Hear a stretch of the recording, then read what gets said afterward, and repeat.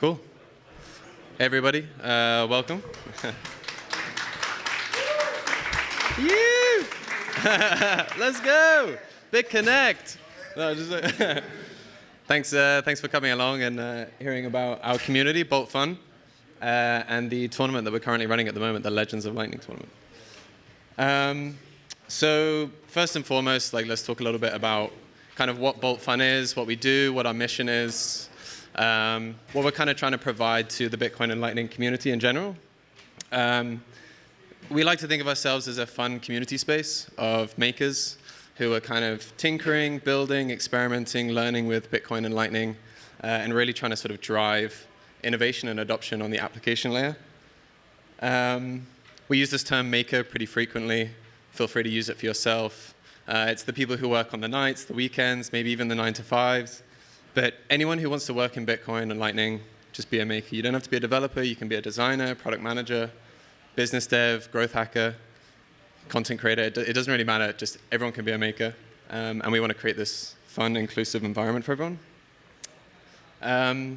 We like to think about kind of why they're important. I obviously mentioned sort of stimulating growth and adoption on the application layer. But I think when we compare Bitcoin, controversially or not, to other ecosystems, whether it's Ethereum, Solana, other kind of Web3 or blockchain-based things, we don't get as much interest when it comes to sort of application development, people sort of building businesses, having real marketing strategies. So we want to try and be a community where people feel welcome to come, explore different ideas, and actually kind of build this, and not letting what we call at-risk developers and people sort of fall through the net and fall into these other ecosystems and spheres where maybe they work for a few years on a project, get burnt out, realize the blockchain crashes because it runs on Amazon Web Servers. So we kind of want to incentivize good quality building on top of Bitcoin. We believe in Lightning. I think everyone here believes in Lightning. I hope so, at least. The stats, so these are just from January 2018 to 2022, so a little bit outdated, but this kind of just showcases where things are going. It is a pretty upward trajectory. There's still a lot of stuff to be done. I don't know if anyone heard Johns and Roy talking yesterday on the Galloy stage, but they were talking about the current state of the Lightning Network, and there is still stuff to be done. There are kinks to be ironed out. There needs to be more liquidity, more reliability when it comes to payments and things like this, even the UX. There's so much stuff to be done, but it is sort of above and beyond at least layer one when it comes to sort of application development, and that's where we want to see a bit more excitement. The problem that we try and solve, again, is just creating this community environment where someone can come, they can be a no-coiner, they can be new to Bitcoin, maybe they're coming from another ecosystem, and we want to be able to provide them the resources to learn or relearn the skills that they need to kind of build their next project, launch it, and accelerate it within our community. We're doing it in a few different ways. For those of you who have tested it out, we have a platform, makers.bolt.fun. This is kind of our community platform where people can come, post stories, updates about their projects. They can launch their projects into the community as well, a little bit like something like Product Hunt. And it also provides a pretty clear and transparent layout of what is kind of currently happening in Lightning, what products can be explored and discovered and used. This is a little bit about our sort of site, what people can expect.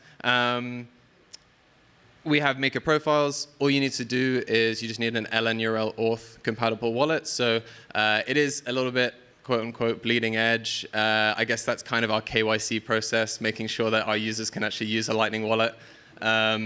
It's really easy. Just sign in with Lightning, scan the code. You can link multiple wallets. You can link your Breeze, Phoenix, your Alby wallet, whatever it is, so that you don't have to worry about losing one set of keys. You can kind of back it up with multiple. But again, this UX is kind of still being explored. We are developing things as they go, so we always appreciate community feedback when it comes to these things as well. I mentioned projects, so people can, a little bit like Product Hunt or WIP.co, whatever it is, people can launch their projects in the community. They can kind of build them in public. They can recruit new talent. They can look for developers, designers, sort of list open roles, and potentially even in the future, maybe even bounties, job openings, things like that. And then what we do is we put all of these projects into a pretty big directory where people can kind of explore them, play around with them, find links, and kind of just actually use the projects. We have this community page where, again, it's sort of similar to a blogging platform where people can kind of post about maybe what it is that they're learning. Maybe they have a resource that they want to share. Maybe they've just figured out how to implement Lightning authentication into their web application, and they kind of want to teach other developers how to do that as well. We stumbled across this problem because we were trying to do a lot of this stuff ourselves, building the Bolt Fund platform. There really were no resources, especially when it came to stuff like WebLN. I mean, with LN URL, obviously you've got the fantastic GitHub repo by Fiat Jaff, which is great, which is fantastic, but sometimes there needs to be a sort of layer of abstraction between these repositories and then maybe how to implement them. The people building these things are fantastic, but sometimes we also need sort of teachers in the space to come and help kind of promote a lot of this information as well. So we encourage people to kind of just post about it on our site, get a bit of community feedback as well. We'll talk a little bit more about this in a second, but we also run tournaments. Earlier in the year, we ran a couple of shorter sort of traditional style hackathons. These were called Shock the Web. They were focused on Lightning on the web, so developing web applications. We were really trying to narrow it down a little bit because of how many web developers there are.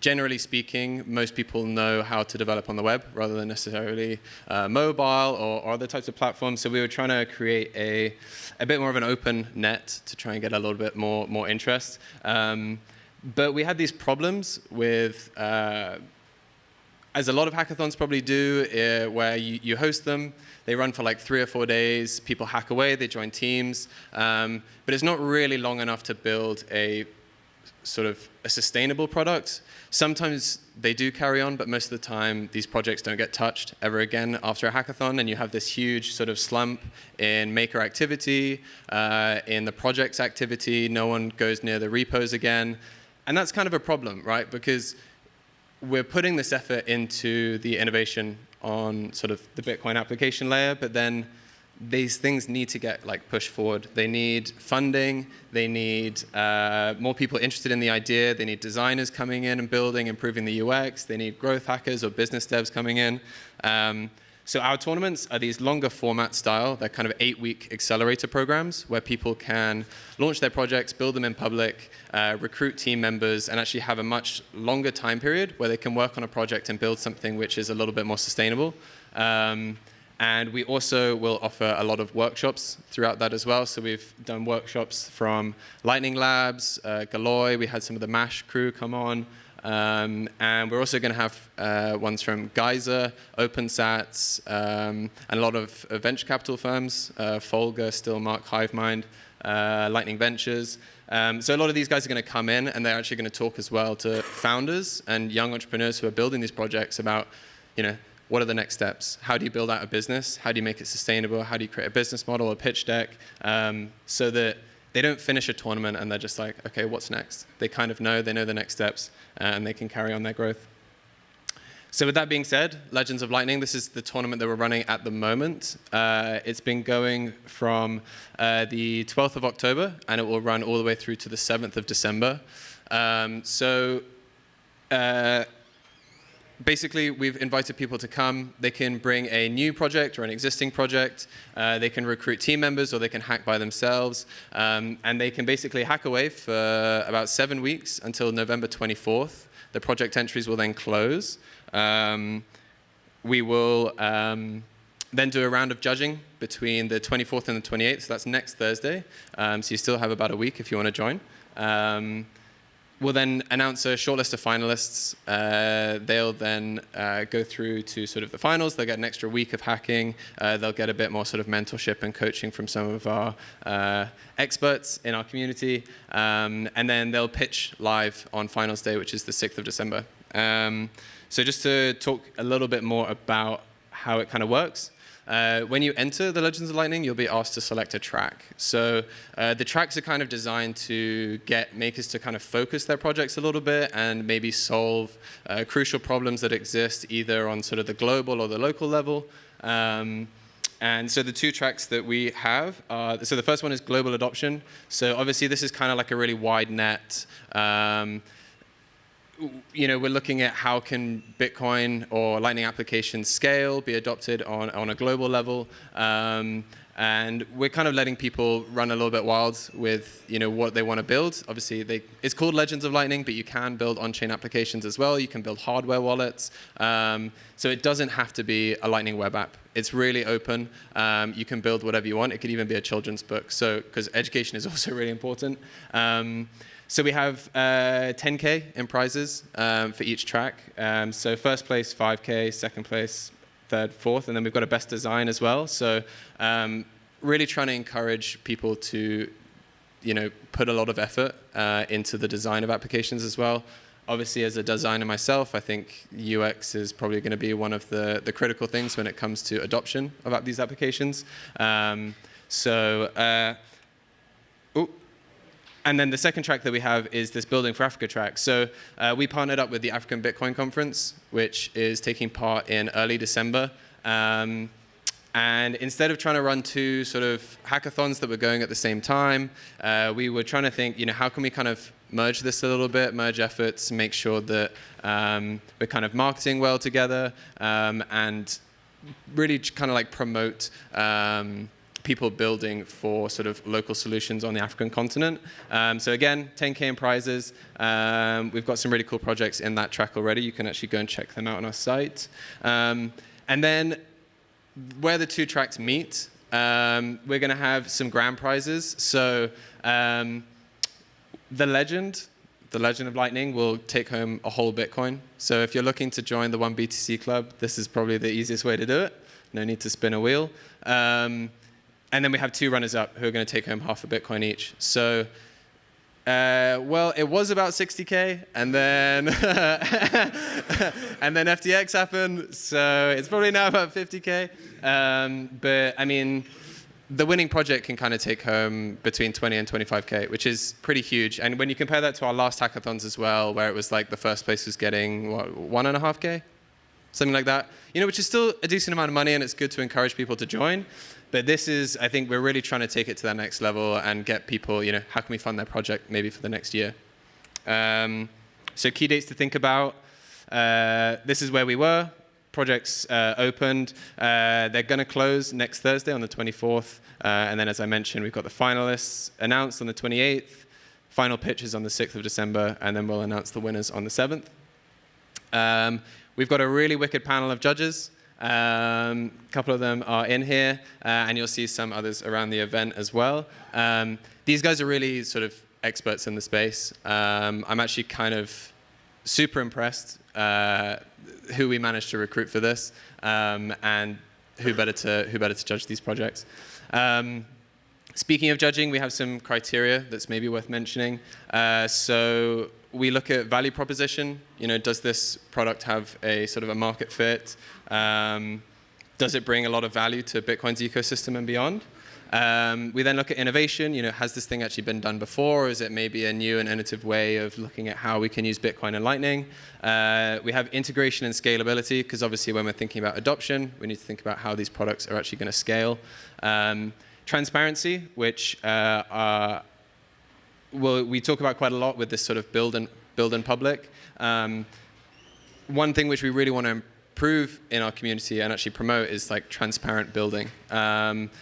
Why? Well, because again, there's just a severe lack of resources, and we have some really great minds in this space, and they need to learn from one another. Because we were talking with someone yesterday, and they were demonstrating that like they knew the answer to something, but they were in the wrong channel to sort of answer it, and if these things are shared a little bit more publicly, maybe through the same platform, then we start to have a little bit more of a bigger impact when it comes to other people sort of onboarding.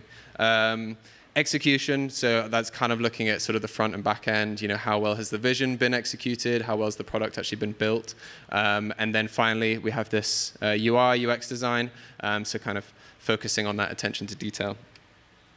Again, I mentioned build in public, just some quick notes. So yeah, we want to sort of stimulate activity in the Maker community. So people have been writing like weekly progress reports. They follow this sort of PPPs model, which is what we do at Peak Shift. So it's plans, progress, and problems. So you list out what you want to work on, what you worked on last week, and then maybe some blockers that you've run into so that other people can find these, maybe answer questions, help you out. Again, it kind of also builds maybe a little bit more sort of loyalty around products and projects. They're being built in the open, they're recruiting people, it feels more open, it doesn't feel exclusive, which is, I think, one of the strengths of the Bitcoin community. You come to an event like this and people are really humble and it's really great, but we need that presence online as well. And then finally, yeah, just sort of creating useful documentation and resources. A big shout out to a lot of the satellite events that have been run. So one of the cool things with this Legends of Lightning tournament is we really wanted to kind of spark the flame and let other people carry the torch as well throughout the event. It was running for 2 months. Us putting on constant events the whole time is a lot of work. So we lent on the Bitcoin community and we asked some people to run their own events as well. So TabConf we had Bitcoin Amsterdam, Pleb TLV, Plan B in Lugano, Bitcoin for India, Adopting Bitcoin, so all of these things, as well as a lot of the workshops as well. Big shout out to the Bit Miami devs. These were all sort of like ground-led, a lot of community projects and events, as well as some of the other hackathons, such as the Bitcoin Designathon. So these things really kept the excitement going for the 2 months. I think it's kept the ball rolling a lot, which has been really important. So yeah, I just want to give a shout out to the Bitcoin community for that. Where to go next? I'll just encourage you to kind of jump in, join us, have fun, connect with people. You can join, so our website, our sort of makers portal is makers.bolt.fun. It is a Lightning-enabled website, so get your wallet ready. We're on Twitter at boltfun_BTC. Discord is pretty much where most of our community live. We've got over 400 makers in there, and the great thing about our Discord is that the people that are in there are actually really interested. They're engaging.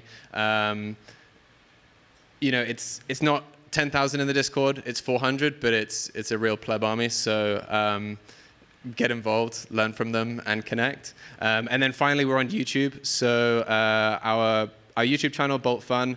I don't even know how many videos we have now, probably close to 50, but loads of workshops, documentation, interviews with makers, building cool things, how they did it. So we're trying to hear from the best. We are not the nicest thing about the position that I'm in is that I'm always kind of the dumbest in the room. So when it comes to interviewing, it's great because I get to learn as well along with the community. So yeah, thank you very much. Please sign up. We'd love to see you guys register for the tournament. If you've got a project, maybe one that you're working on before, or one that you want to continue working on or revive, whatever it might be, just join.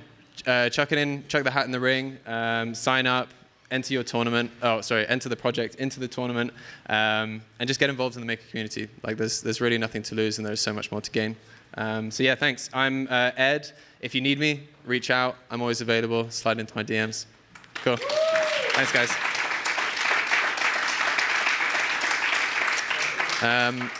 I think we have some. I don't know if anyone has any questions, but we do have 5 minutes or so. But no worries, if not, I won't be insulted. What's your favorite project so far? My favorite project?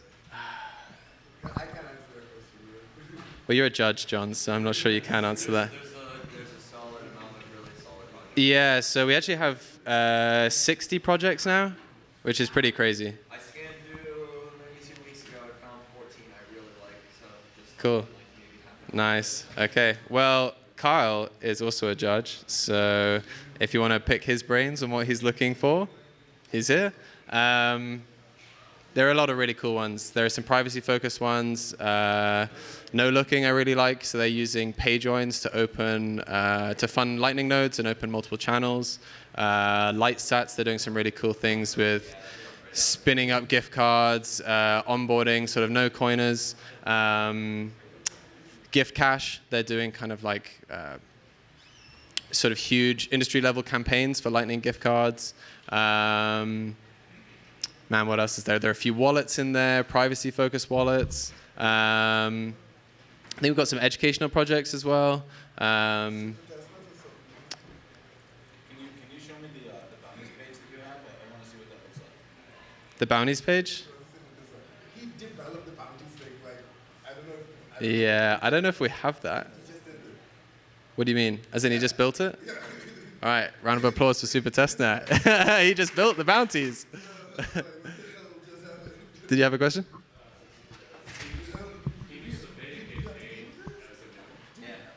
Can you what, sorry? Yes, you can. So we don't custody any of the funds through the platform as well. Everything is non-custodial. All you need to do is just link up your Lightning wallet, and then when you create your profile, just add a Lightning address. So if you are not familiar with Lightning address, it's really easy to set one up. Lightningaddress.com is a great website. You can find loads of resources. That is custodial on the end of someone obviously hosting the website. Cheers. But yeah, we don't custody the funds. As far as our legal compliance team are concerned, we can pay NIMs. A lot of people have signed up anonymously. So we'll probably burn that bridge when we get to it. But yeah, as far as we're aware, that's cool. We encourage that. Cool.